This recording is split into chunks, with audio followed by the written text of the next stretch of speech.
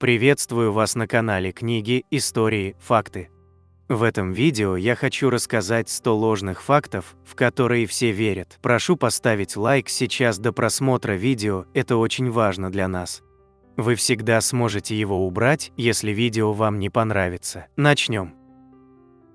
1. Синий кит – самое большое живое существо на Земле. На уроках биологии вам наверняка рассказывали, что синий кит – это абсолютный рекордсмен среди самых больших созданий, когда-либо живших на Земле. Да, среди млекопитающих ему действительно нет равных.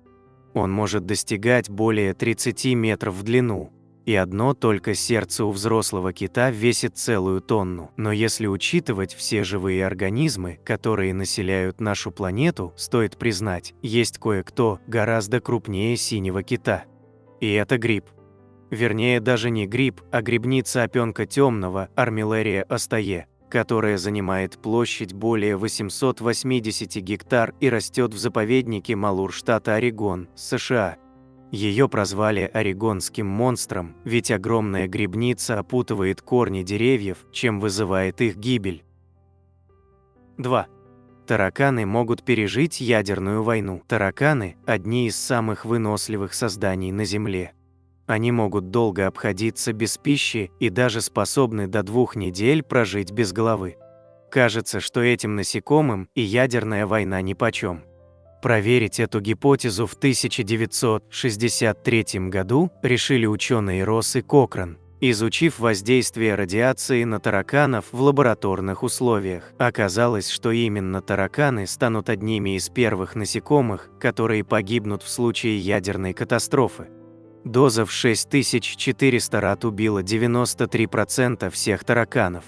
Да, это в десятки раз выше, чем доза радиации, которую может выдержать человек, 500 рад, но сам факт того, что эти противные создания не всесильны, обнадеживает.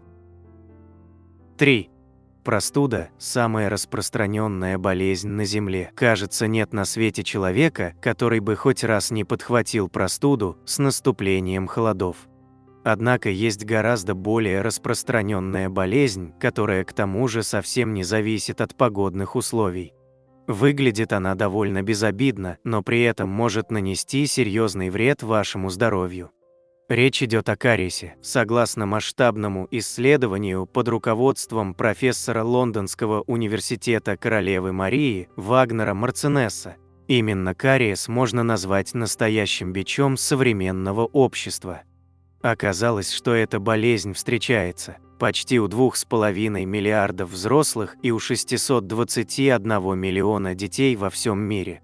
Пожалуй, это серьезный повод регулярно чистить зубы и навещать стоматолога. 4.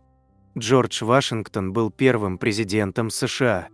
Или все-таки 15-м, общеизвестный факт, на купюре в $1 изображен первый президент Соединенных Штатов. Талантливый политик и участник войны за независимость Джордж Вашингтон.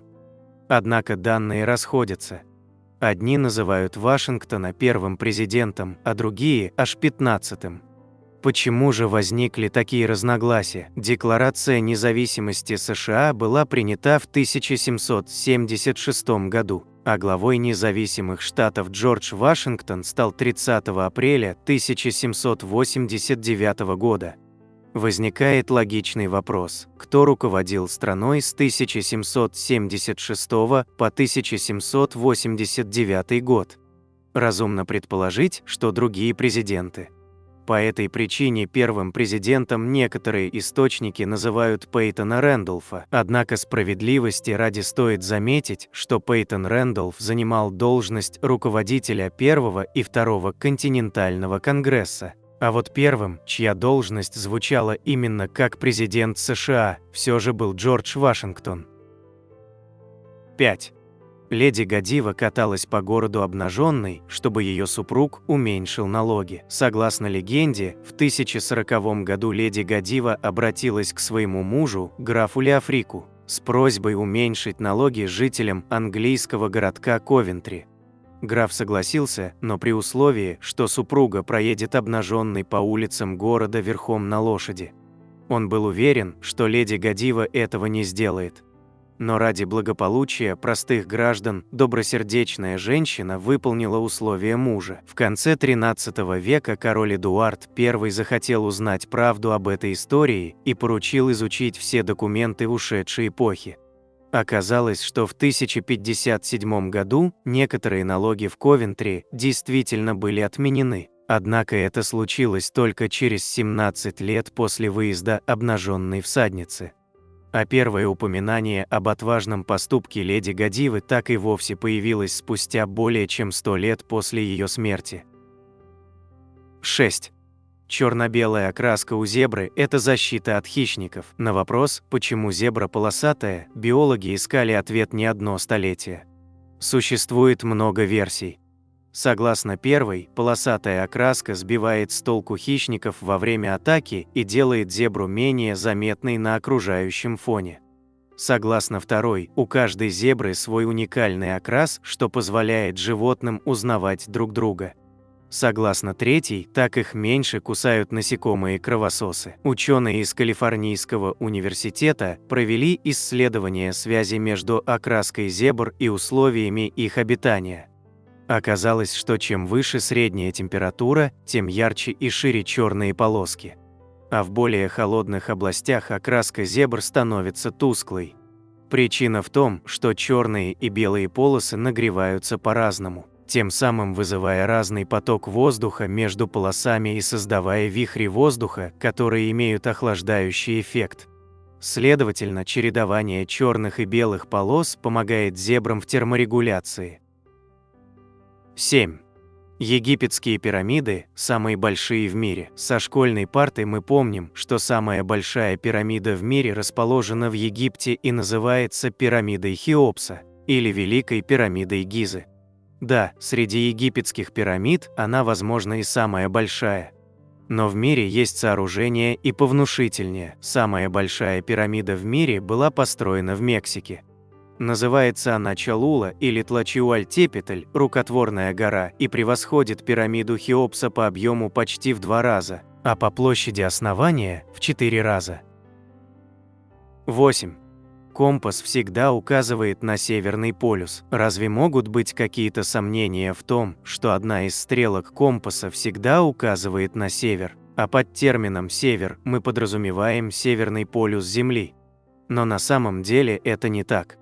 Магнитное поле нашей планеты не всегда имело ориентацию с севера на юг, как сейчас. Только за последние 160 миллионов лет оно как минимум 100 раз изменило свое направление. В результате магнитный и географический Северный полюс не совпадают. Сейчас магнитный Северный полюс расположен на полуострове Бутия. Это самая северная точка Канады. И стрелки всех компасов указывают именно на эту точку. 9. Слоны – единственные животные, которые не умеют прыгать. Взрослые слоны действительно не умеют прыгать, хотя у них есть не только 4 ноги, но и колени, сухожилия и пружинящие мышцы. Громадную массу слона довольно трудно поднять в воздух. Оторвать сразу 4 ноги он не в состоянии, поскольку одной из них слон всегда должен балансировать на земле. Однако слоны не являются единственными, кто не умеет прыгать. Есть и другие млекопитающие, которые тоже не могут этого делать. Например, ленивцы, гиппопотамы и носороги. Правда, в отличие от слонов, гиппопотамы и носороги могут во время бега одновременно отрывать от земли все 4 ноги. 10. Водку изобрел Дмитрий Менделеев. Великий русский химик в 1865 году действительно написал диссертацию «Рассуждение о соединении спирта с водой». Но к водке этот труд не имеет никакого отношения. В ней химик рассматривал изменения свойств водных растворов спирта при различных концентрациях и внешних условиях. Особого внимания раствору с содержанием спирта в 40% и его вкусовым характеристикам ученый не уделял. Крепкий напиток был известен задолго до рождения Менделеева. Слово «водка» впервые упоминается в 1405 году в Польше. В то время этот напиток был известен как газалка, гозец, гореть, отсюда происхождение украинского названия горилка и белорусского горелка. А в 1819 году Александром I было подписано положение о водках, в котором шла речь о требованиях к изготовлению этого напитка и возможных вариантах смешивания. 11. Эрнест Хемингуэй написал самое короткое и трагичное произведение в 6 слов. Не писал он трагичный рассказ из 6 слов «For sale, baby shoes, never worn» «Продаются детские ботиночки, неношенные». Нет никаких достоверных доказательств, что Хемингуэй действительно сочинил эту фразу. Легенда о том, что Хемингуэй придумал знаменитый шестисловный рассказ, впервые была зафиксирована в книге Питера Миллера «Get Published, Get Produced», где автор ссылается на рассказ, как он сам утверждает, из надежных источников 1974 года. 12. Пирамиды построили рабы. Никакие рабы их не строили. Пирамиды Древнего Египта, в том числе Великая пирамида в Гизе, были построены по приказу фараонов, таких как Хуфу, Хафра и Менкаура. Это был не рабский труд, как часто думают, а обученные рабочие и ремесленники, которым фараон заплатил за возведение пирамид.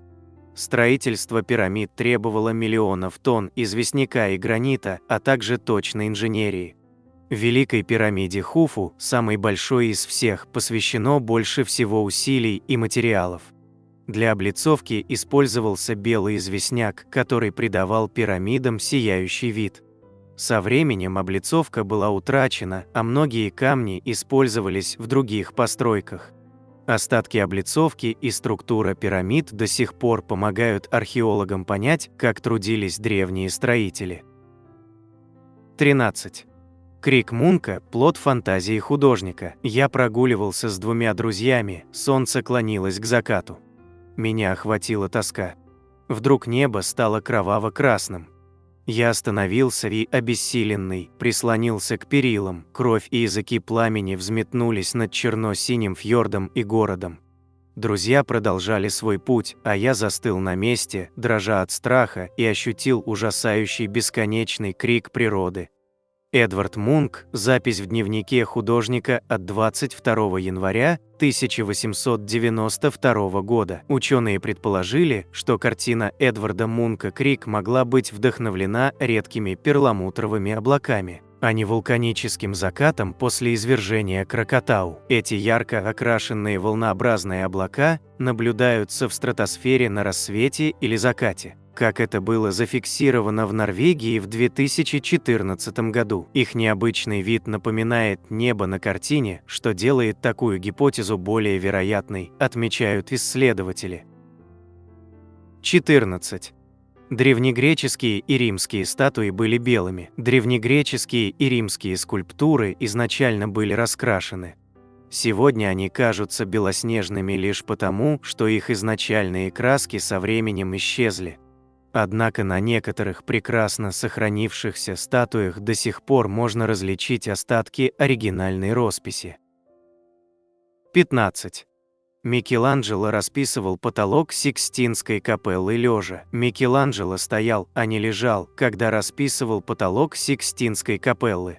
Для работы на большой высоте художник и его команда разработали специальные строительные леса, которые позволяли ему рисовать в вертикальном положении.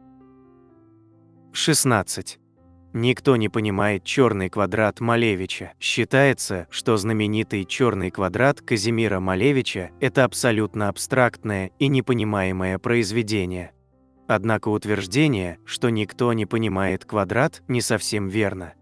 Малевич сам много писал и объяснял свои идеи о супрематизме, идеологии и философии, стоящей за этим произведением. 17. Альберт Эйнштейн провалил математику в школе. Эйнштейн не проваливал математику в школе, он с детства проявлял выдающиеся способности к математике и физике.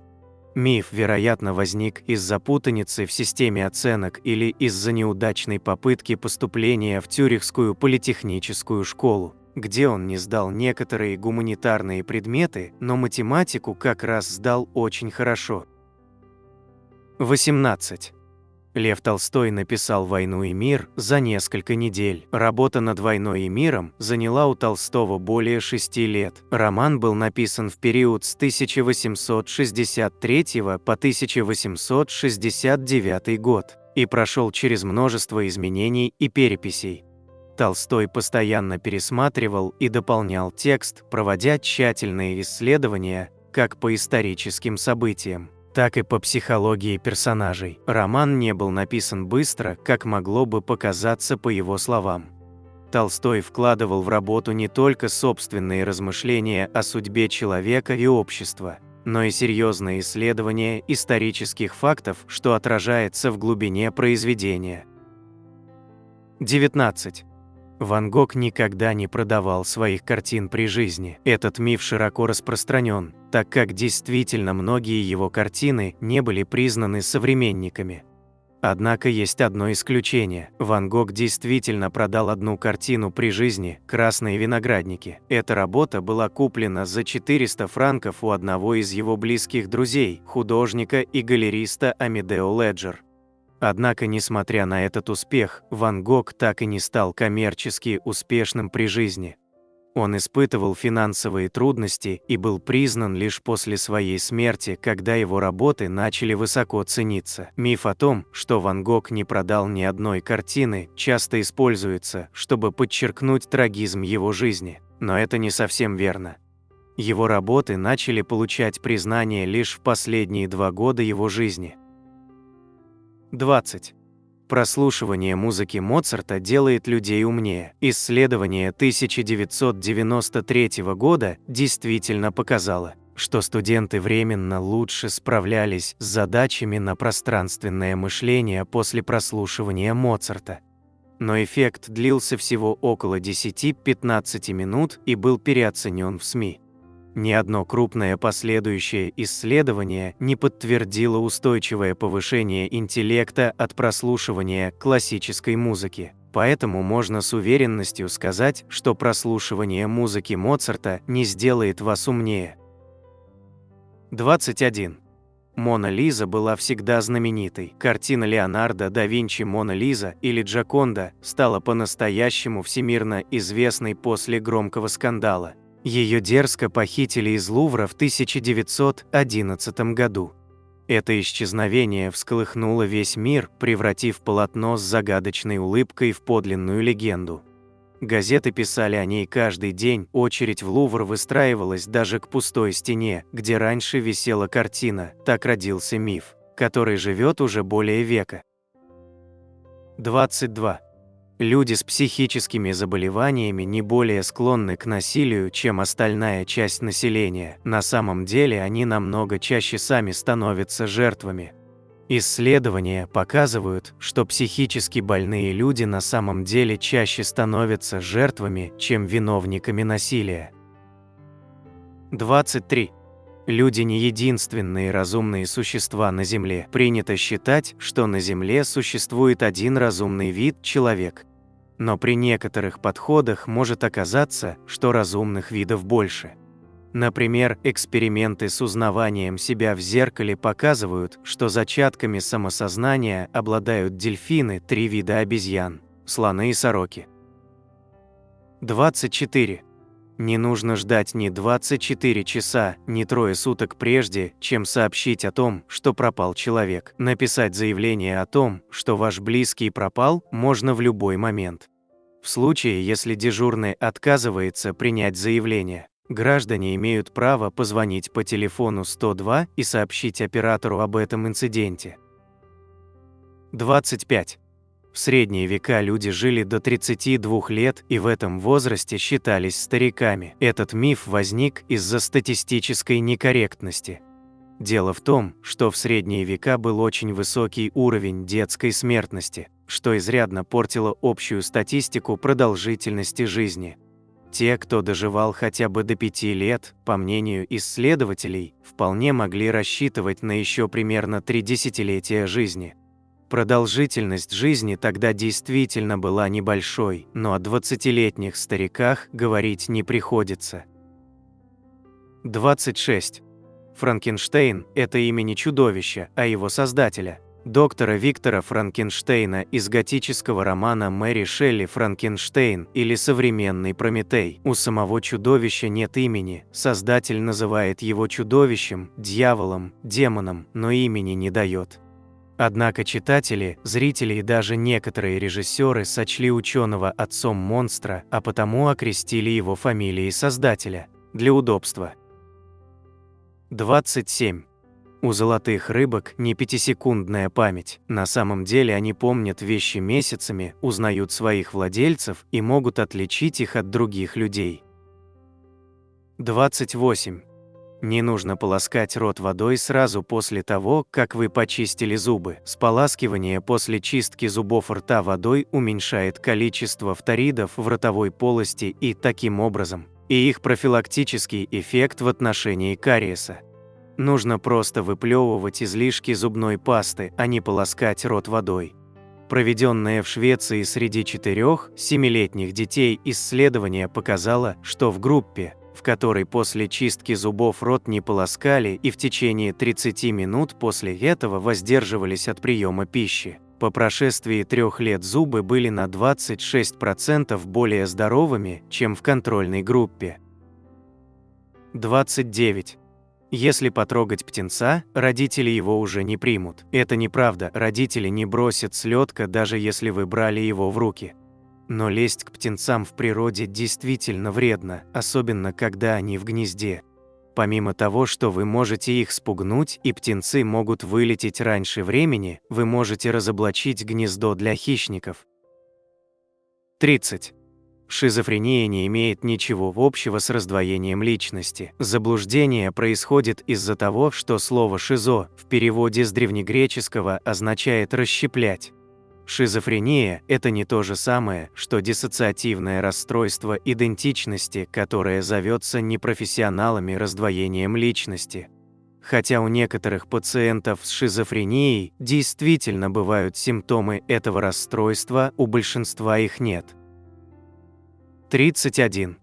На языке есть вкусовые зоны. Язык не имеет специальных участков, отвечающих за определенные ощущения. Весь язык может чувствовать любые виды вкуса. 32.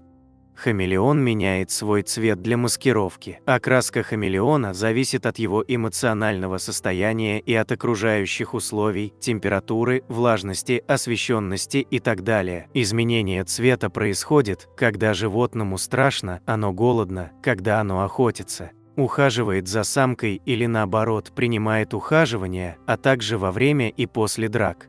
В общем, хамелеоны не мастера маскировки, как это принято считать. 33.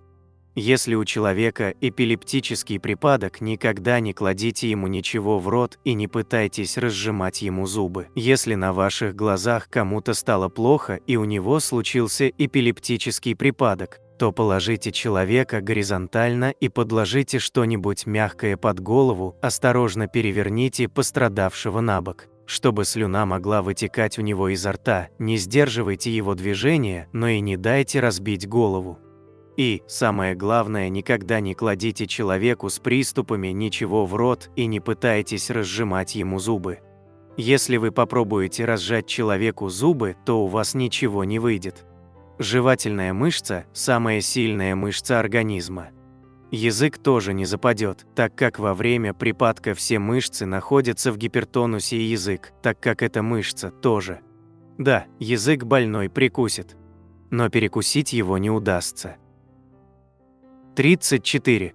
Наполеон был маленького роста. Миф возник во многом из-за путаницы с мерами длины, английский дюйм меньше французского, и рост полководца в 5 футов 2 дюйма в английской прессе понимали как примерно равный 157 сантиметрам, а не 168, как было на самом деле. 35. Волосатые женщины – самые темпераментные. Женщины с юга темпераментнее северянок. Этот факт много раз подтверждался, последний раз компанией Durex, проводившей в 2005 году глобальный опрос. С другой стороны, южанки, как правило, более волосаты. Но у тех, кто делает из этого вывод, что волосатые женщины темпераментны, плохо с формальной логикой. Тем более, что заблуждение легко развенчивается, если немного знать анатомию. За волосатость, в том числе и у женщин, отвечает мужской гормон тестостерон, а за темперамент и сексуальность – эстроген. Конечно, возможны совпадения, но прямой зависимости между двумя явлениями нет. Особенно сейчас, когда власть в мире захватили эпиляторы. 36. Коктейль Молотова изобрел Молотов. На самом деле бутылку с зажигательной смесью начали использовать финны в 1939 году. И они ее назвали «коктейль для Молотова», так как верили, что русско-финскую войну развязал наркомендел СССР. Англичане, которым смесь очень понравилась, не поняли, что кому предназначено, и выкинули слово «для». 37. Еда из рекламных роликов очень вкусная. Это не еда. Ролики делают не повара, а киношники. С продуктами они работать не любят, ведь шоколад под софитами тает, карамель липнет к белому фону, а мороженое не желает держать форму. Поэтому вместо них в рекламе снимаются профессиональные актеры, коричневая краска, парафин и картофельное пюре. Плюс элементы компьютерной графики, чтобы никто не заметил подлога. И это правильно. Каждый должен заниматься своим делом. Краска – блестеть на экране, а шоколад – таять во рту. 38. Кактус спасает от вредного излучения компьютера. Нет такой бухгалтерии, обитательницы которой не ставили бы возле компьютера кактус, чтобы он защитил их от излучения. Любой, кто открывал учебник физики, оценит абсурд ситуации. Невозможно создать в комнате темноту с помощью штуки, впитывающей свет. Невидимое излучение тоже впитать нельзя. Миф породили студенты физики, в том числе известный ныне Алекс Янг, в годы перестройки. Они сочинили псевдостатью о защитных свойствах кактуса. Опус с гневом отвергли всюду, и лишь журнал «Работница» доверчиво опубликовала его. Развеять миф не смогло даже публичное признание юмористов. 39. Биг Бен – это башня с часами в Лондоне. Вы бы удивились, если бы узнали, что англичане называют курантами милиционеров на Красной площади, которые в Новый год кого-нибудь бьют? Наверняка. А жители Лондона давно уже не морщатся, когда слышат от туристов башня Биг Бен. Хотя на самом деле Биг Бен – это самый большой из 6 колоколов часовой башни Вестминстерского аббатства. Время отбивает именно он, отсюда и путаница. Окрестили его так 31 мая 1859 года, в день запуска часов. Название выбирал парламент. Громче всех на заседании, посвященном часам, кричал куратор лесного хозяйства Бенджамин Холл, человек прямой и голосистый. Анекдотов о нем ходило больше, чем о Путине, а за глаза Холла называли Большим Беном. После очередной, особенно глупой реплики Холла послышался голос из зала. «Давайте уже назовем колокол Большим Беном и разойдемся по домам». Зал взорвался хохотом, но прозвище прижилось. Вот так-то. А башня, в которой колокол висит, кстати, называется Сент-Стивен. 40. Мустанги – это красивые и грациозные лошади. До Колумба лошадей в Америке вообще не было. А мустанги – это одичавшие и выродившиеся потомки скакунов, завезенных испанцами. Они и так-то не были медалистами, а одичав, стали и вовсе низкорослыми, гривастыми и неуклюжими. Такими же были и ковбои, неграмотные пастухи, день и ночь озабоченные выпасом коров в прериях.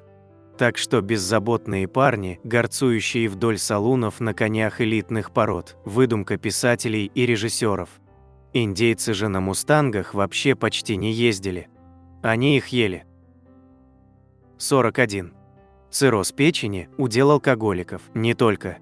Цирроз вызывается вообще интоксикациями, например, если в организм попадает много меди, она в частности содержится в печени трески.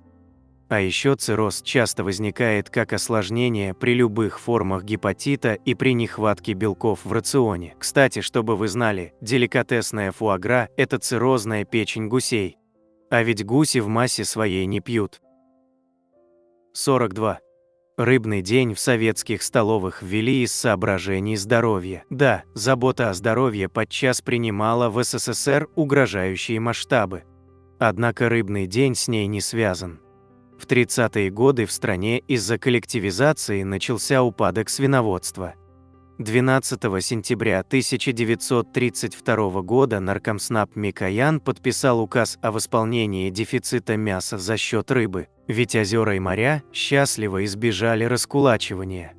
Во всех столовых был введен рыбный день, хек и мойва по четвергам заменили мясо. Обедать рыбой было непривычно.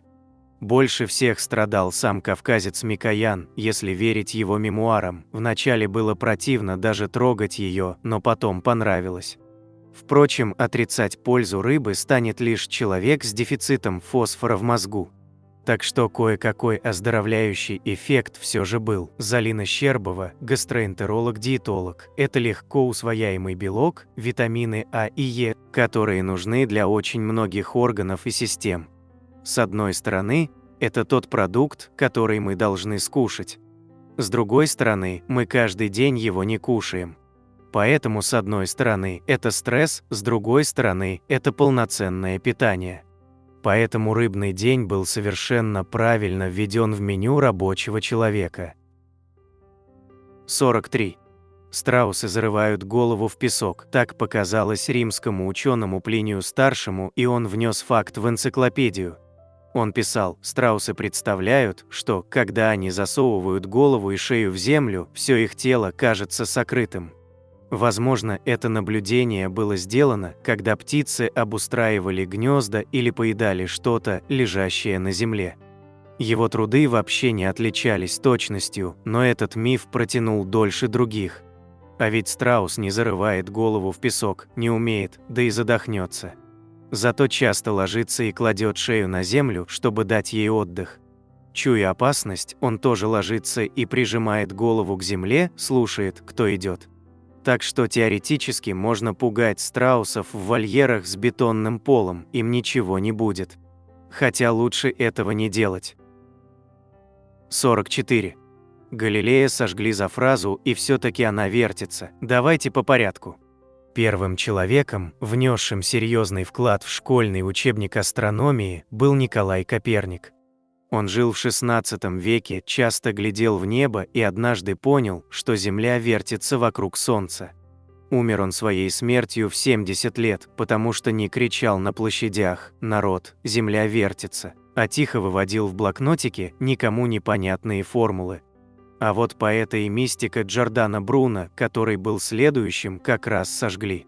Из трудов Коперника он понял лишь, что Земля – мелкая планетка, каких во Вселенной множество.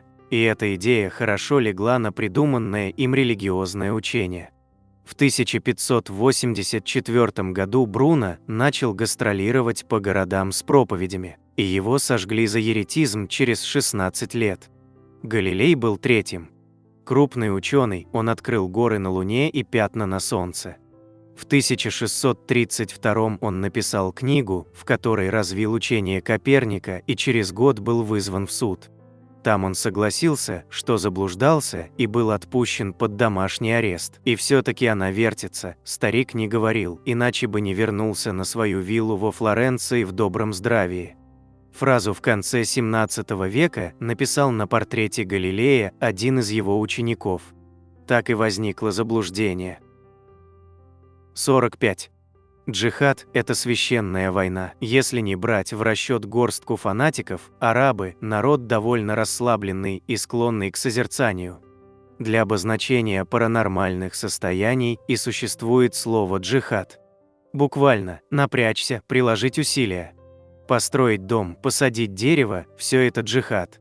Если бы это слово было в русском языке, мы бы говорили: без джихада не вынешь и рыбку из пруда. Терпение и джихад все перетрут, кто не джихад, тот не ест, джихаду время, потехи час. И любой иностранец, зная только про наш классовый джихад за дело коммунизма, все равно глотал бы валидол, услышав это слово. 46. Отелло не задушил Дездемону, а заколол кинжалом. Этим фактом любят хвастаться те, кто осилил Шекспира, перед теми, кто не осилил. Между тем Отелло заколол Дездемону только в переводе Пастернака, который вообще любил подправить классиков на свой вкус. В оригинале Отелло стифлис свою жену, а это во все времена означало душить. Так что правы те, кто Шекспира не читал. И отсюда некая мораль: чем меньше мы знаем подробностей, тем вернее знание сути. 47. Мужчины не должны плакать. А почему, собственно? В организме любые естественные механизмы запускаются не просто так. Своевременные слезы выводят излишки кортикостероидов, гормонов стресса. Если не будешь плакать, хотя бы иногда, потеряешь сонный аппетит. Вспомни, в Древнем Риме была поговорка «рабы не плачут». Плач там считался привилегией свободного человека. А на страницах кавказского героического эпоса «Витязь в тигровой шкуре» джигиты сплошь и рядом обливаются слезами, и это вовсе не лишает их мужественности. Главное, не путать слезы с истерикой. Вот это действительно не мужское дело. 48. В СССР двери квартир открывались внутрь, чтобы КГБ было проще их ломать. Международные строительные нормы предписывают строить двери так, чтобы их можно было легко и быстро выбить, но изнутри, в случае пожара. И лишь в России двери открываются внутрь.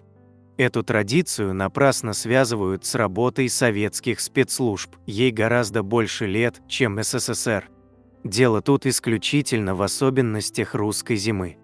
Если бы двери крестьянских изб распахивались наружу, то первая же серьезная метель заперла бы их до весны, сколько ни махай лопатой в сенях. Советские проектировщики многоэтажек сохраняли эту традицию лишь по привычке и недомыслию. А что касается ЧК, НКВД и КГБ, то нетрудно догадаться, что для них двери квартир никогда не являлись проблемой. 49. Нельзя мочиться на морозе, можно и нужно. Иначе организм без твоей помощи помочится в штаны, что на морозе приведет к звонким последствиям. Не бойся за здоровье, за пару минут нельзя отморозить даже палец, тем более орган с таким мощным кровотоком и внутренним отоплением. Мочиться нельзя на электрокабель, но это совсем другая история, и время года тут роли не играет. 50. Суп надо есть каждый день, не то чтобы надо, заявляет врач-диетолог Алексей Поспелов. Обычно мы рекомендуем его есть, потому что люди в наше время пьют очень мало воды, предпочитая ей газировку. В результате организм обезвоживается, и как раз с этой проблемой призван бороться суп. А сам по себе отвар овощей довольно бесполезен, все витамины в нем разлагаются. Поэтому, если ты достаточно много пьешь, можешь не давиться супом. А сейчас я хочу попросить о минуте вашего внимания, касающейся организационных вопросов на нашем канале КИФ. Прошу вас подписаться, а также нажать на колокольчик и выбрать все уведомления.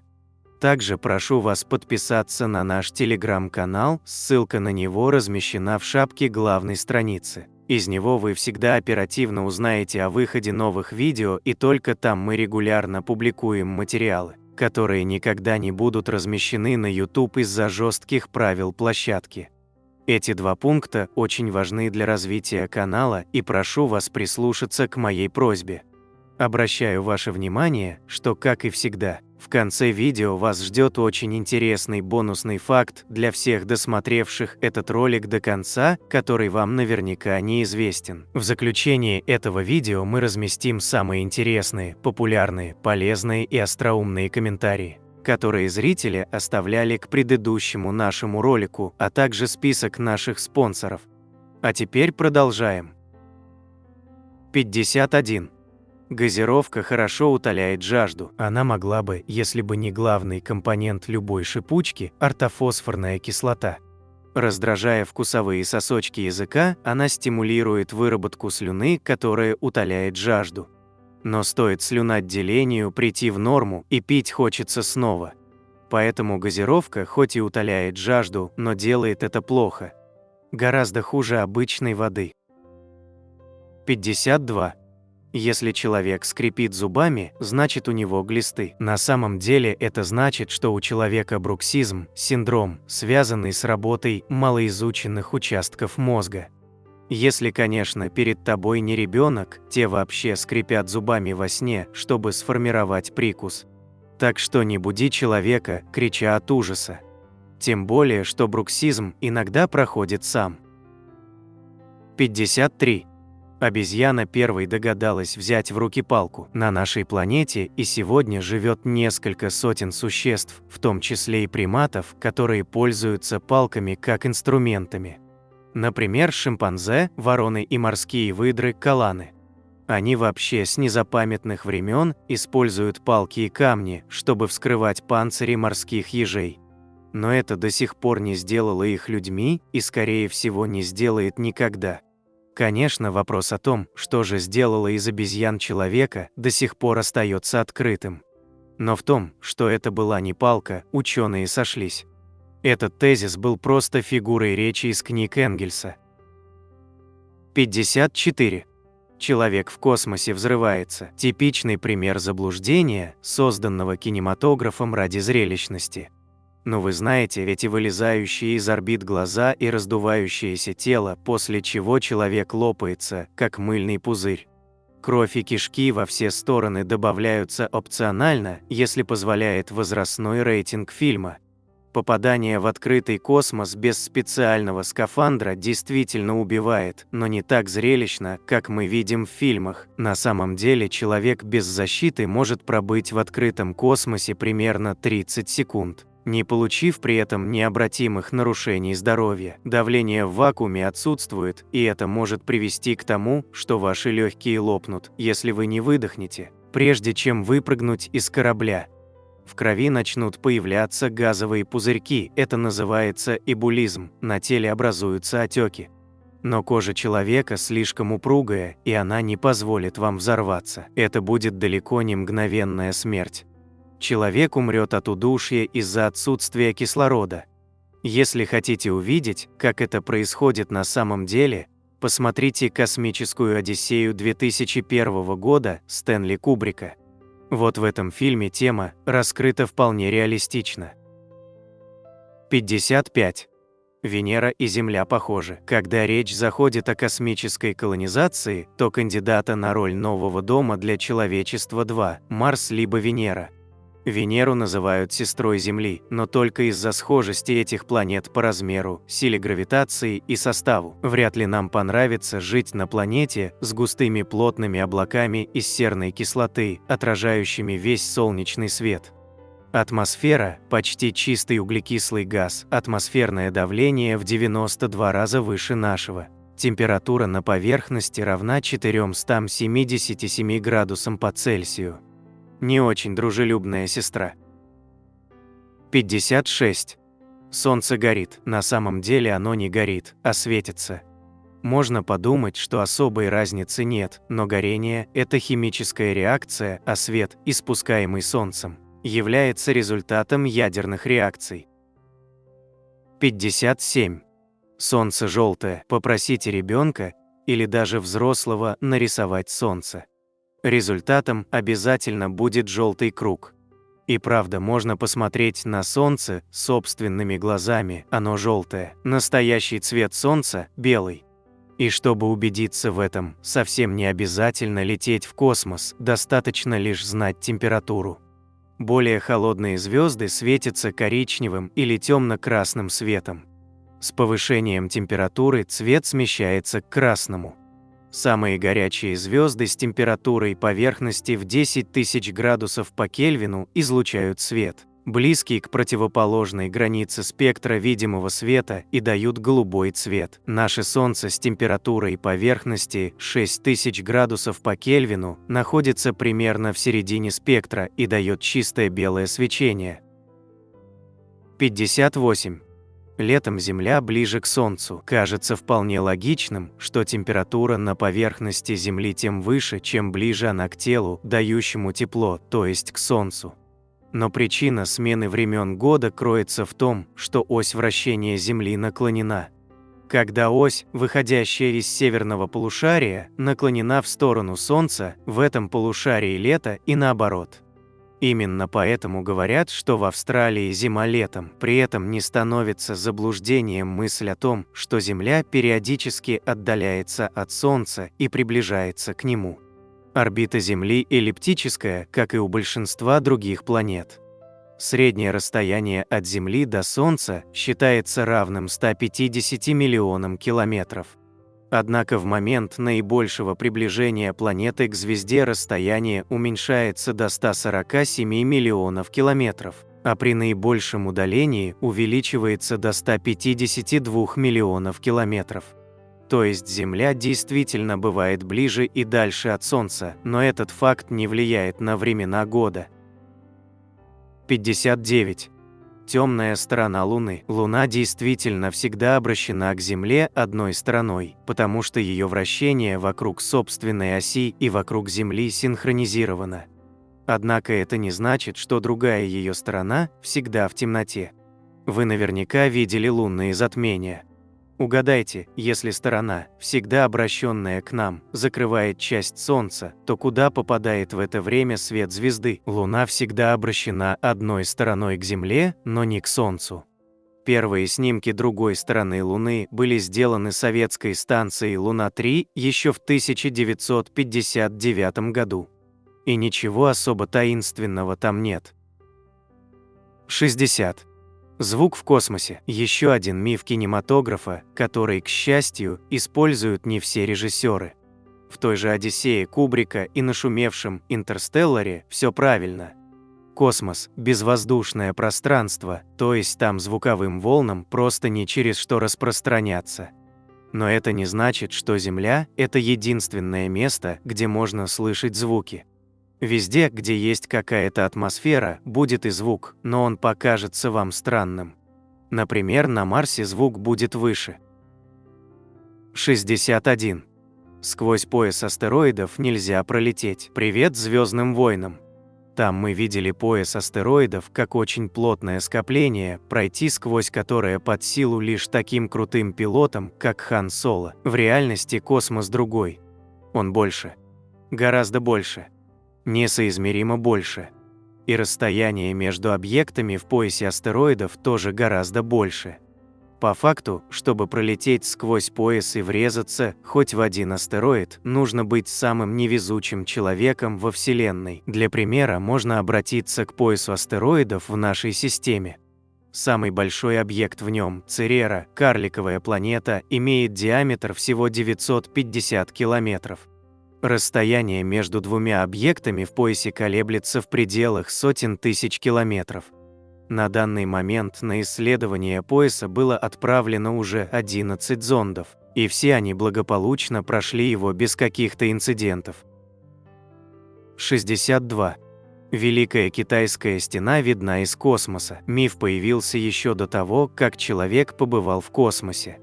А еще до первого полета на Луну некто утверждал, что стену будет видно из естественного спутника Земли. Ну что же, вот снимок даже не с Луны, а с довольно низкой орбиты. Найдете Великую Китайскую стену? 63. На космические технологии тратят четверть бюджета страны. Конечно, не у нас, а в США, но и это чушь.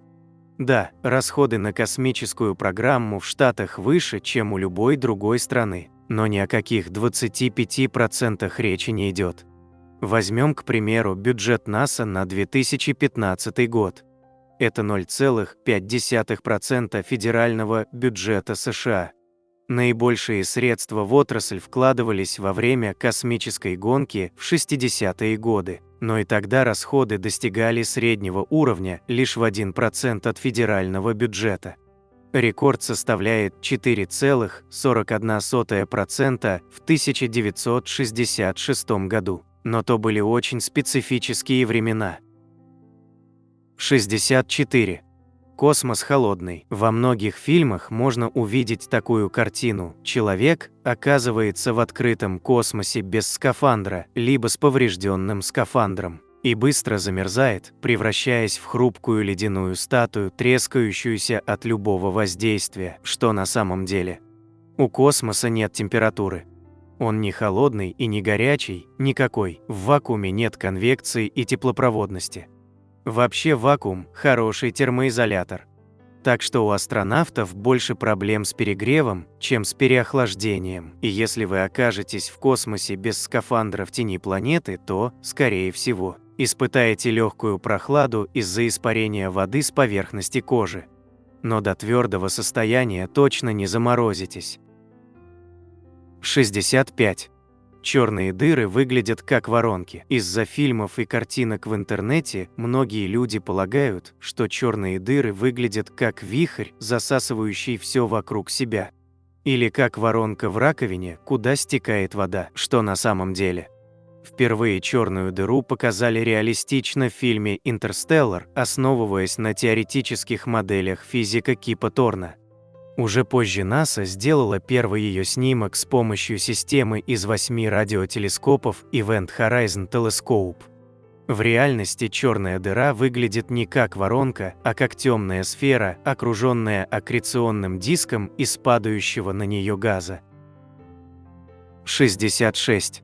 Первой в космос полетела собака Лайка. Кто первым полетел в космос? Конечно, Юрий Гагарин. А из братьев наших меньших?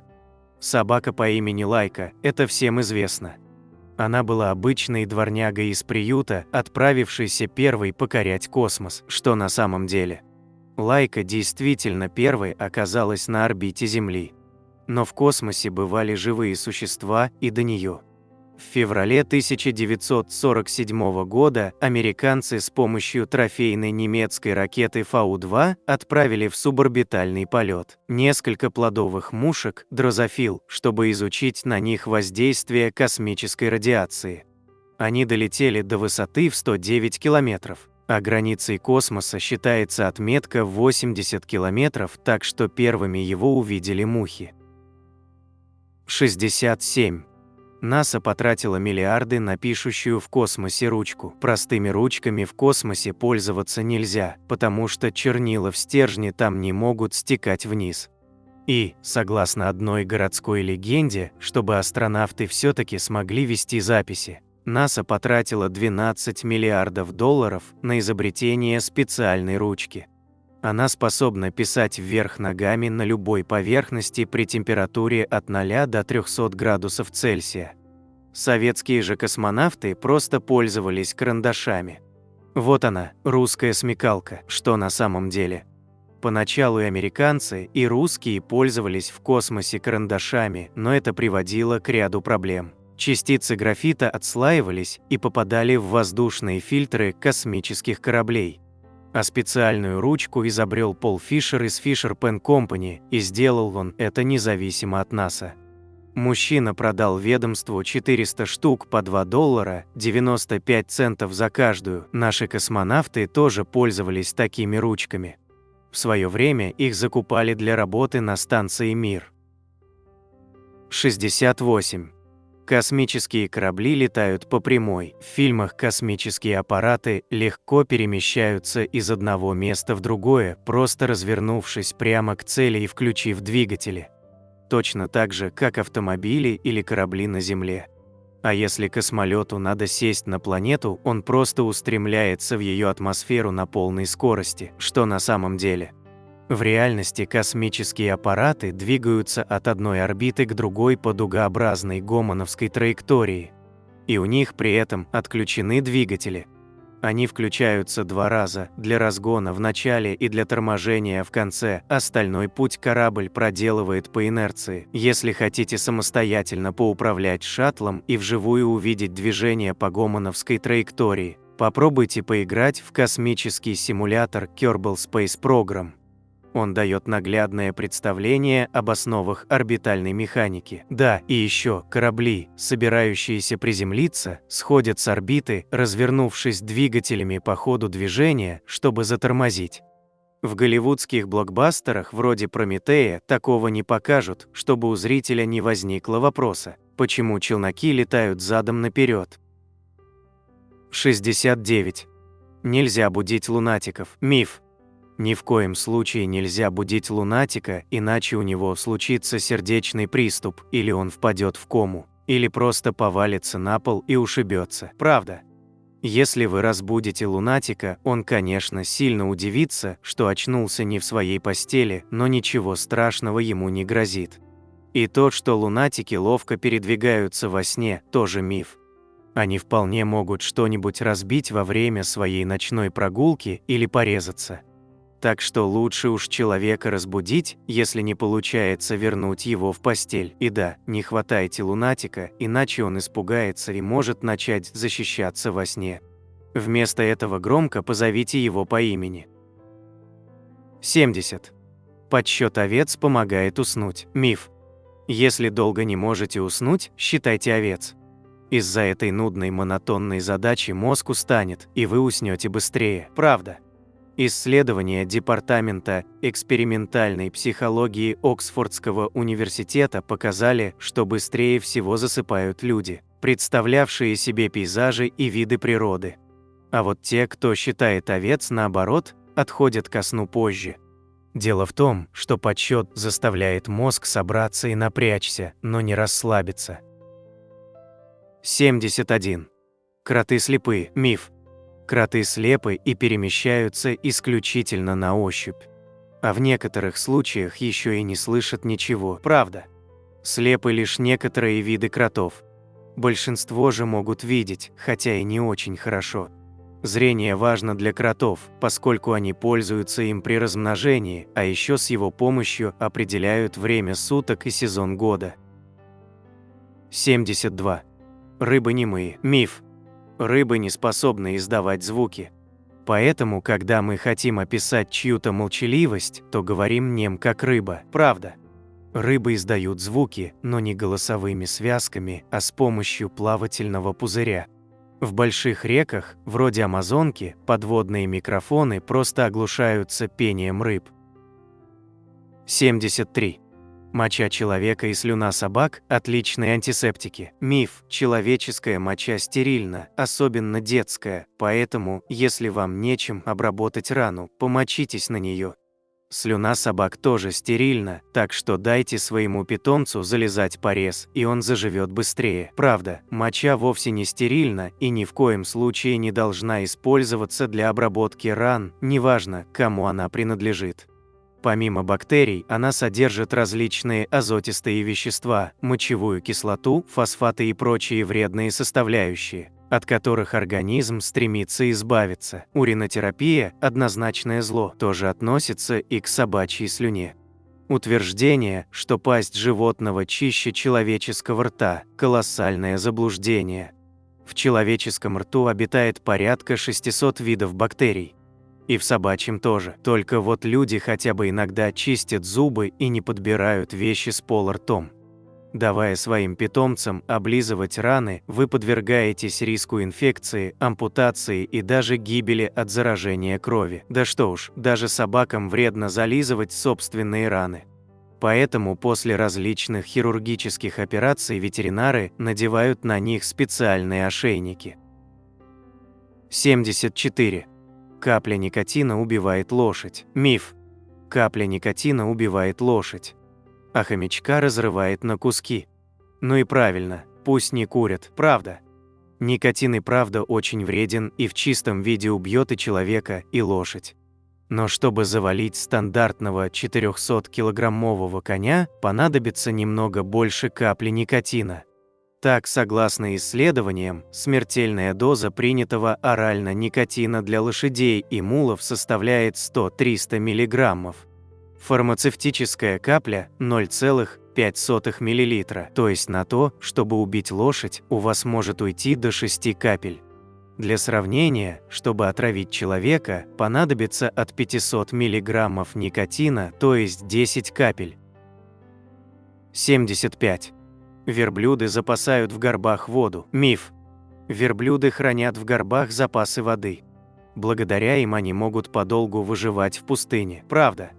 В горбах животные накапливают жир, который позволяет им обходиться без пищи пару недель, а то и месяц. Жир, окисляясь, может превращаться в воду путем липолиза, но это довольно энергозатратный процесс. Что действительно помогает верблюдам жить без питья, так это особое устройство кровеносной системы. Их красные кровяные тельца не круглые, а овальные, благодаря чему животные не страдают от загустения крови даже при обезвоживании. Верблюд способен потерять 25% влаги в своем организме без ущерба для себя, в то время как домашний скот уже при 12-14% может умереть от сердечной недостаточности. Кроме того, верблюды не сильно потеют, получают дополнительную воду с вдыхаемым воздухом, испражняются сухим навозом и мало мочатся. Животное теряет по 1,3 литра потребляемой жидкости в день, тогда как другой крупный скот – по 20-40 литров. В общем, горб позволяет верблюдам не есть, а не пить им помогает особое устройство организма. 76. Алмазы образуются из угля. Миф. Большинство алмазов получаются из спрессованного угля. Так что если вы очень сильно надавите на кусок этого полезного ископаемого, он станет драгоценным камнем. Правда. Алмаз и уголь состоят из углерода, это правда. Однако первый – это относительно чистый углерод в кристаллической форме, а второй имеет множество примесей вроде азота, селена, ртути, мышьяка и прочего. Именно поэтому из угля алмаз не получится. В лабораторных условиях эти драгоценные камни изготавливают из графита или углеводородного газа. Если уж на то пошло, большинство алмазов сформировалось в докембрийский эон. Промежуток времени между формированием Земли 4,6 миллиарда лет назад и началом кембрийского периода 542 миллиона лет назад. А самые ранние наземные растения, из которых получился уголь, произрастали 450 миллионов лет назад. Так что алмазы появились раньше, чем уголь. 77. В Бермудском треугольнике регулярно пропадают корабли. Миф. Бермудский треугольник – самое опасное и загадочное место в океане. Там бесследно исчезают тысячи кораблей и самолетов, и ученые не знают, почему это происходит. Правда. В Бермудском треугольнике происходит не больше кораблекрушений, чем на большинстве других водных путей. Вот на этой карте, составленной специалистами Солинского университета, видно, что куда больше кораблекрушений за период с 1999 по 2011 годы произошло в Черном и Южно-Китайском морях, а также в Атлантике у берегов Великобритании. Причина проста – там трафик больше. Ни о каких тысячах кораблей, пропавших в Бермудском треугольнике, речи не идет. Исследователь Ларри Куши собрал статистику по инцидентам в этом регионе и выяснил, что водные и воздушные суда пропадают там без вести не чаще, чем в любой другой точке океана. Так что Бермудский треугольник не более чем байка. 78. Душа весит 21 грамм. Миф. Человек в момент смерти становится на 21 грамм легче. Именно столько и весит душа. Правда. Строго говоря, не существует исследований, подтверждающих, что эта самая душа вообще существует. В 1907 году американский врач Дункан МакДугал решил доказать ее наличие и для этого отобрал 6 людей, неизлечимо больных туберкулезом. Он взвесил их до и после смерти, и одно тело из 6 оказалось на 21 грамм легче. Этого доктору оказалось достаточно, чтобы объявить о существовании души, которая ровно столько и весит. Кстати, потом Дункан МакДугал взвесил еще 15 собак и не зафиксировал у них изменений веса после смерти. А потому пришел к выводу, что у этих животных души нет. Объяснение этого эксперимента, проведенного больше века назад, очень простое. После смерти происходит перепад температуры в организме, потому что легкие больше не охлаждают кровь, что приводит к выводу из организма влаги через потоотделение. И тело может потерять несколько граммов. У собак же с потоотделением проблемы, охлаждают они себя через рот, поэтому их вес существенно не меняется. 79. Левая половина мозга отвечает за аналитику, правая – за творчество. Миф. За креативные и аналитические функции отвечают разные полушария мозга. Левое развито у людей, склонных к логике, правое – у творческих личностей. Правда? Это не так.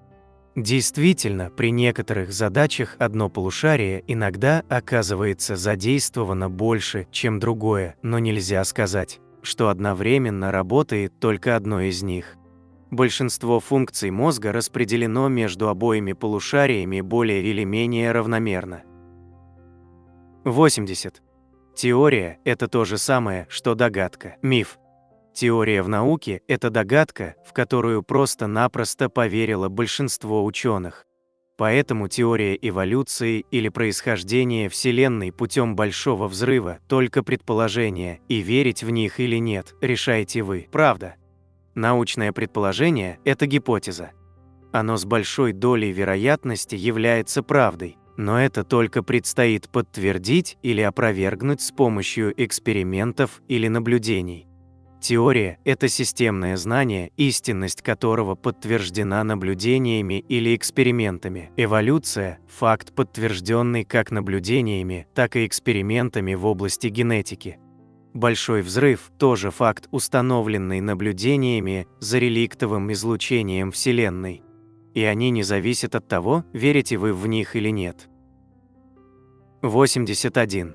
Вода хорошо проводит электричество. Всем известно, что если бросить электрические провода в бассейн с водой, находящихся там людей ударит током. Значит ли это, что вода проводит электричество? Вообще это не совсем так. Чистая или дистиллированная вода сама по себе является весьма посредственным проводником. Ток проводит не сама жидкость, а содержащиеся в ней минералы и взвешенные частицы. Другое дело, что по-настоящему очищенный дистиллят вряд ли удастся найти за пределами лабораторий. Так что не нужно совать руки в лужи рядом с искрящими проводами. 82. Нефть сделана из динозавров. Люди, не особо разбирающиеся в том, как устроен мир вокруг нас, искренне полагают, что нефть получилась из останков вымерших животных. А поскольку динозавры – самые крупные из когда-либо топтавших нашу несчастную планету тварей, то и нефти из них выработалось больше всего. На самом деле их частицы в нефти, может быть, и имеются, но их количество там настолько мало, что им можно пренебречь. По современным оценкам, 80% биомассы Земли составляют растения, 13% – бактерии, 2% – грибы, и только оставшиеся проценты – животный мир, в том числе люди. Кроме того, учитывая, что большинство нефтеобразующих пластов сформировалось между концом юрского периода и началом мелового, а массовое вымирание динозавров случилось в конце мелового, начале палеогена, их останки не могли попасть в нефть. Динозавров, случайно оказавшихся не в том пласте из-за тектонических сдвигов, мы не учитываем. На самом деле нефть получилась из погибших морских микроорганизмов и водорослей, покрытых тоннами ила и песка. Под огромным давлением росла температура, они начали распадаться на углеводороды и другие органические соединения. А миф этот, возможно, появился из-за символа нефтяной компании Sinclair Oil, динозаврика по имени Дина. Компания всячески демонстрировала, что лучшая нефть добывается из пород, которые относятся ко временам динозавров, возрастом 80 миллионов лет, и у публики закрепились ассоциации. 83. Реальная модель Солнечной системы выглядит как вихрь. По интернету уже давно гуляют разные гифки и видео, на которых наша Солнечная система изображена в виде вихря или спирали. Дело в том, что при традиционном ее представлении с планетами на круглых орбитах не учитывается вращение Солнца вокруг центра галактики. А вот такой вихрь планет якобы лучше отражает реальную форму орбит, когда Солнце движется вперед, как комета, и волочит за собой планеты. Эту анимацию создал один из пользователей YouTube, но на самом деле анимация неверна. Дело в том, что плоскость вращения планет вокруг Солнца, она называется эклиптикой, не перпендикулярна направлению его вращения вокруг центра галактики, а наклонена примерно на 60 градусов, то есть звезда не тянет планеты строго за собой, во время движения они иногда его обгоняют. Кроме того, Солнце вовсе не движется по прямой, как в первой модели, или спирали, как во второй модели. Траектория его искривлена, оно то отдаляется от плоскости галактики, то возвращается к ней под действием сил притяжения. Вот как выглядит настоящая орбита Солнца. 84. Порядок букв в слове не важен. В интернете можно встретить одну старую байку. Якобы английские ученые выяснили, что порядок букв в словах не важен, если первая и последняя буквы на месте. Человек все равно бегло читает текст, потому что воспринимает слова целиком. Читатель видит эту абракадабру, понимает ее и восхищается. Вот оказывается, как бывает. Только на самом деле этот фокус прокатывает с английским языком, и то не всегда. В русском все сложнее. Один программист как-то написал алгоритм, который произвольно перемешивает все буквы, кроме первой и последней. Читается уже не так легко.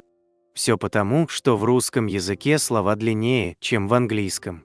Чтобы сохранить читабельность, нужно не просто оставить первую и последнюю букву на месте, но и ограничить расстояние между переставляемыми символами в 3 буквы. Иначе слово будет непонятным без контекста. 85. Можно посидеть от страха за ночь. Это происшествие часто описывается в литературе. Герой провел ночь в мрачном особняке с привидениями, а наутро волосы его белы, как снег. Он никому ничего не говорит о том, что ему довелось увидеть. Это чересчур страшно. Это строчка из произведения Джерома Клапки Джерома «Пирушка с привидениями». Рассказывают также, что когда в 1793 году Мария Антуанетта взошла на эшафот, ее волосы были белоснежными. 37-летняя женщина полностью посидела за ночь в ожидании гильотины. Отсюда появилось название «Синдром Марии Антуанетты», но на самом деле волосы не могут так быстро изменить цвет. Да, люди и правда сидеют от сильного стресса, но на это уходят недели. Уже окрашенные пигментом кончики шевелюры такими и останутся. А чтобы проявилась седина, нужно, чтобы волосы отросли. Есть, правда, еще одно возможное объяснение синдрома Марии Антуанетты – явление под названием «кенетис субите». У некоторых людей шевелюра состоит из прядей разного цвета, светлых и темных. При сильном стрессе, сопровождаемом иммунопосредованным заболеванием, темные волосы могут начать быстро выпадать, а светлые останутся на месте. Так образуется иллюзия, что человек сидеет за пару дней. Но это происходит довольно редко. 86. Стекло – это жидкость. Казалось бы, стекло – твердое тело. Не верите? Потрогайте пальцем ближайшее окно. Но некоторые люди упорно повторяют, что на самом деле стекло – это жидкость. И приводят в пример окна средневековых европейских соборов, в которых стекла утолщаются к низу. Все потому, что они стекают вниз просто очень медленно, за столетия. Отсюда и название «стекло» в духе Задорнова. Стекло – чрезвычайно вязкая жидкость. Вполне разумно, да? Нет, ничего подобного. С точки зрения физики стекло – аморфное твердое тело. Стекло может стать жидкостью, если его расплавить, разогрев до 1500 градусов Цельсия. Со сталью при такой температуре происходит то же самое, но это ведь не повод утверждать, что сталь тоже жидкость. Тела меняют свое агрегатное состояние при нагреве и охлаждении, но стекло в окне, если его не плавить, жидким считаться не будет. Вопреки мифам, стекла не текут. Их вязкость настолько велика, что при комнатной температуре текучесть не будет проявляться. Время релаксации стекла сравнимо с возрастом Вселенной. Но почему тогда стекла в средневековых соборах снизу толще, чем сверху?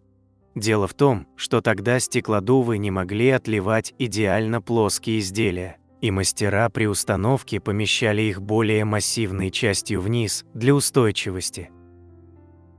87. Самолет можно посадить с помощью стакана воды. В 2010 году в заброшенном аэропорту в Ижме совершил аварийную посадку самолет Ту-154М.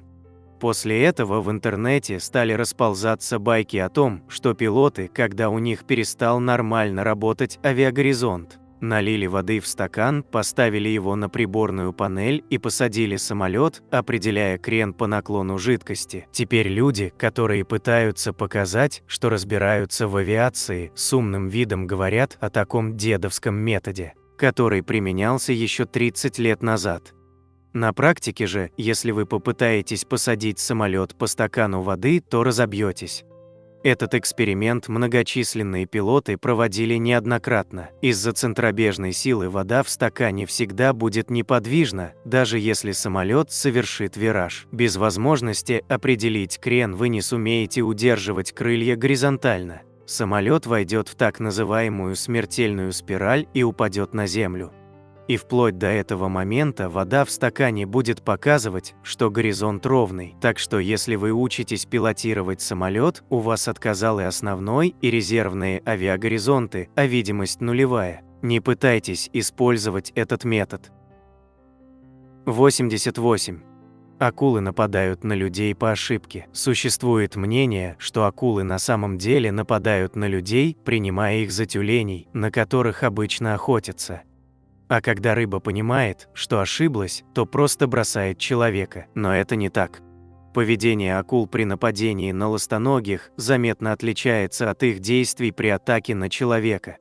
Эйден Мартин, директор Центра исследования акул RifQuest, говорит, это совершенно неверно. Я провел 5 лет в Южной Африке, наблюдал больше 1000 нападений больших белых акул на морских львов. Если бы они нападали на людей так же, как на ластоногих, то взлетали бы на поверхность и просто разрывали жертву на части. Но они приближаются к людям неторопливо и непринужденно. Акулы вовсе не путают людей с тюленями и морскими львами, они нападают намеренно. Они вообще любопытны и склонны пробовать на вкус все незнакомое, что видят, даже если объект несъедобный, но людей они есть не любят. Так что забудьте о кадрах из фильмов ужасов. Настоящая акула не будет терзать вас, разрывая на куски, а бросит, едва надкусив. Поэтому большинство людей после нападения акул выживают. За весь 20 век, например, акулы совершили 108 нападений, но убили лишь 8 человек. 100 при этом остались в живых. 89. Плавать после еды опасно. Кстати, еще кое-что о морских купаниях. Существует мнение, что плавать на полный желудок опасно. Возможно, людям кажется, что еда в животе станет тянуть их на дно, или процесс пищеварения будет вызывать отток крови от мозга к желудку. Но на самом деле нет никакого значения, поели вы перед заплывом или нет. Плавание на полный желудок не вызывает никаких последствий. Естественно, если вы объелись, вам будет некомфортно, но это касается вообще любых физических нагрузок, не только водных. А вот если вы будете плавать пьяным, то очень рискуете утонуть. По статистике береговой охраны США, до 70% несчастных случаев на воде связано именно с этим. Возможно, миф возник благодаря старой книге «Скаутинг для мальчиков» 1908 года. В то время существовало мнение, что упражнения в воде после еды вызывают такие спазмы, что человек теряет способность плавать и тонет. Вот только это не так, и никаких парализующих спазмов от еды не бывает. 90. Сидеть близко к телевизору вредно для здоровья. Наверняка вам родители говорили: не сиди близко к телевизору, зрение посадишь. Или от экрана излучение идет. Возможно, для старых телевизоров с кинескопами это отчасти и справедливо, потому что они действительно создавали рентгеновское излучение. Вот только более или менее заметно фонящие устройства последний раз выпускали до 1970 года. А ваш плоский телевизор, пусть ему уже 10 лет, фонить никак не может. Если вы будете сидеть вплотную к технике, у вас может заболеть голова, потому что вам придется напрягаться, рассматривая всю картинку, но зрение не ухудшится и вы не облучитесь. Если, конечно, не смотрите до сих пор телевизор, доставшийся от деда. 91. Столица Австралии – Сидней. Очень многие люди на вопрос о том, как называется столица Австралии, уверенно скажут «Сидней». Тот самый Сидней с его знаменитым оперным театром и мостом Харбор-Бридж. Но на самом деле столица Австралии – Канберра. Австралийцы долго спорили, какой город будет главным в их стране – Сидней или Мельбурн. Наконец, в 1913 году они решили найти компромисс и построили третий город – Канберру. 92. В зыбучих песках можно утонуть. В кино человек, оказавшийся в зыбучих песках, неминуемо будет поглощен целиком, если не найдет способ спастись. Только представьте, как это ужасно. Однако в реальности зыбучий песок слишком плотный и не может затянуть человека полностью. Максимум до талии, сам по себе он вообще безопасен, и если не паниковать и двигаться медленно и плавно, вполне можно выбраться без посторонней помощи.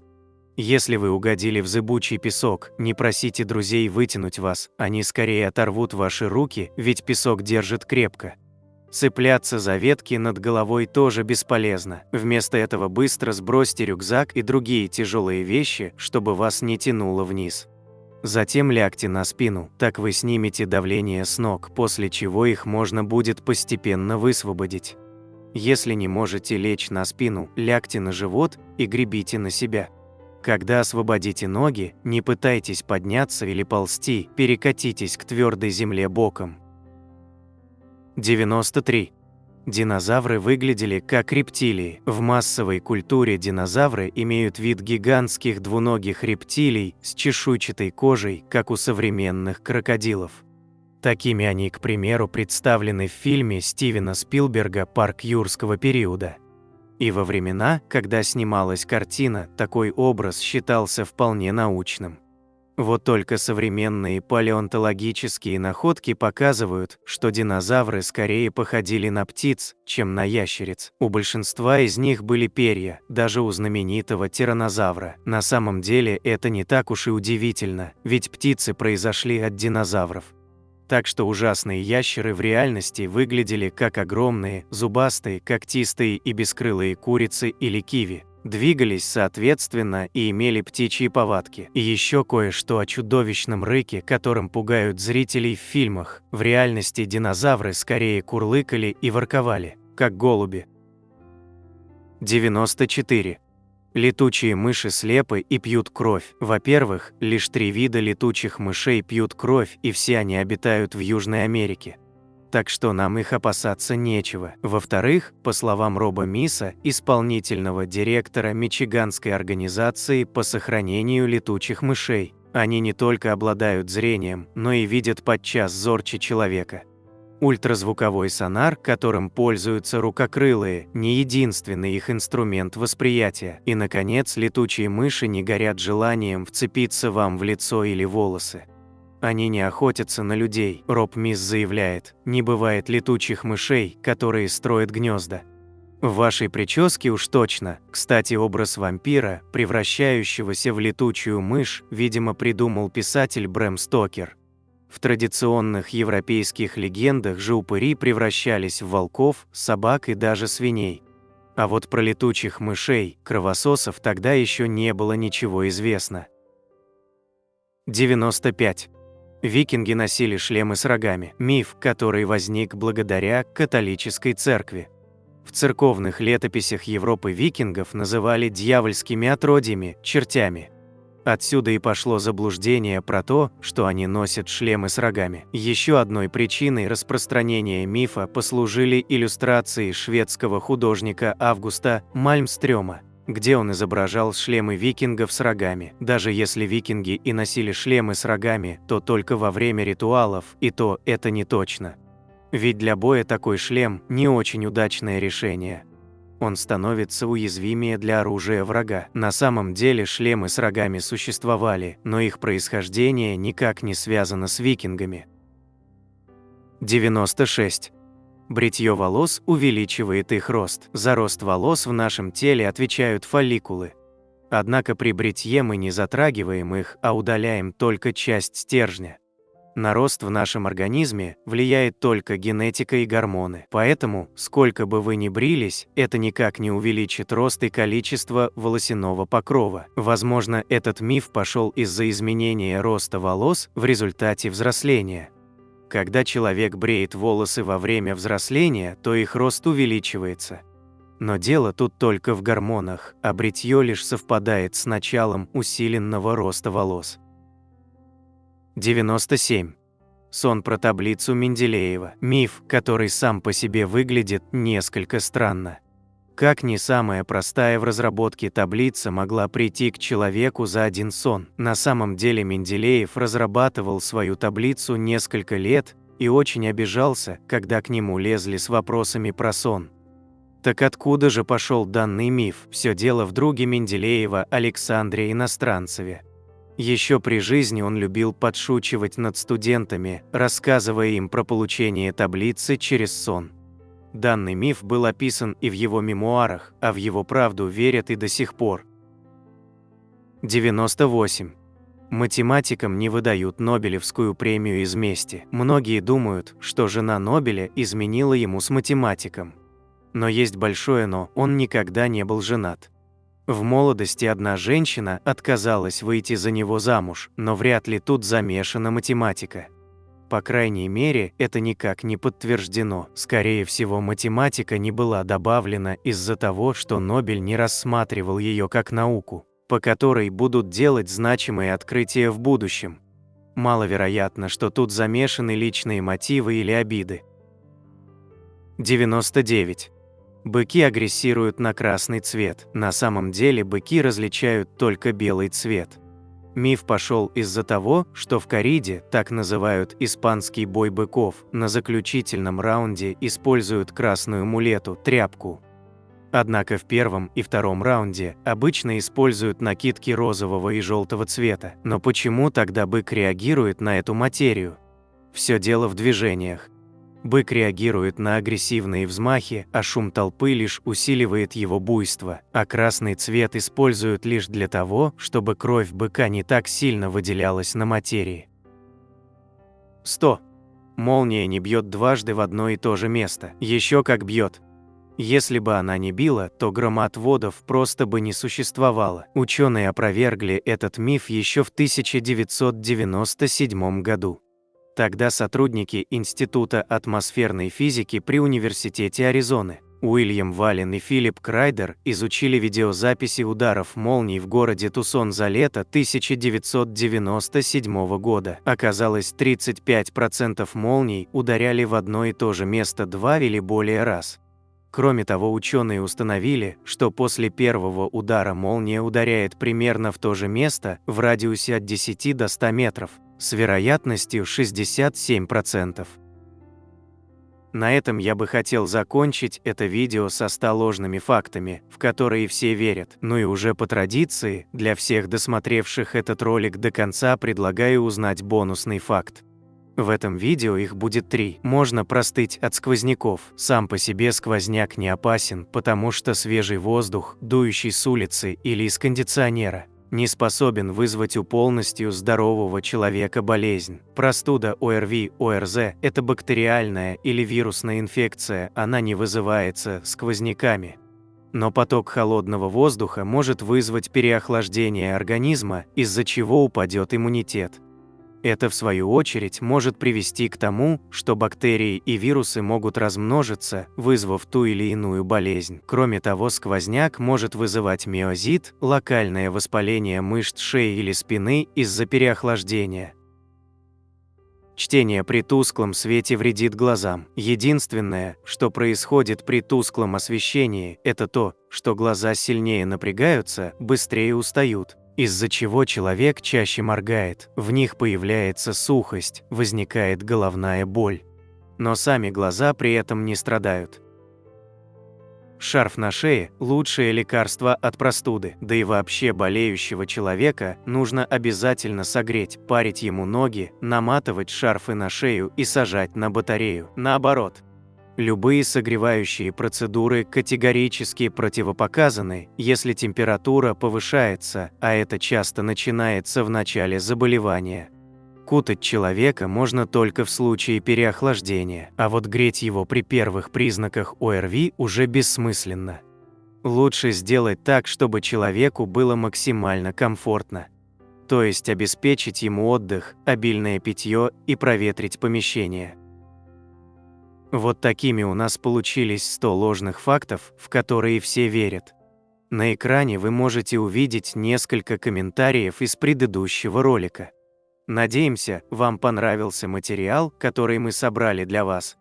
Оставляйте комментарии, ставьте лайки, делитесь своим мнением о ролике, предлагайте темы, которые вы хотели бы услышать в новых видео. Все это очень важно для нас и позволяет продолжать радовать вас новыми, надеемся, еще более интересными видео. Отдельно хочу поблагодарить всех поддержавших наш канал материально зрителей в это непростое время. Их имена вы можете увидеть на экране вашего устройства прямо сейчас и в описании ролика. Благодарю за просмотр этого видео и прошу подписаться на канал Книги, Истории, Факты, поставить лайк, нажать на колокольчик и выбрать все уведомления. Вам наверняка понравится. Я расскажу еще много интересного и познавательного. Прошу при возможности помочь каналу, заглянув в описание этого видео и поддержать любым удобным способом. Ваши комментарии, лайки и то, что вы делитесь нашими видео в самых разных социальных сетях и мессенджерах, помогают развитию нашего канала и позволяют понять, что прилагаемые нами усилия не напрасны.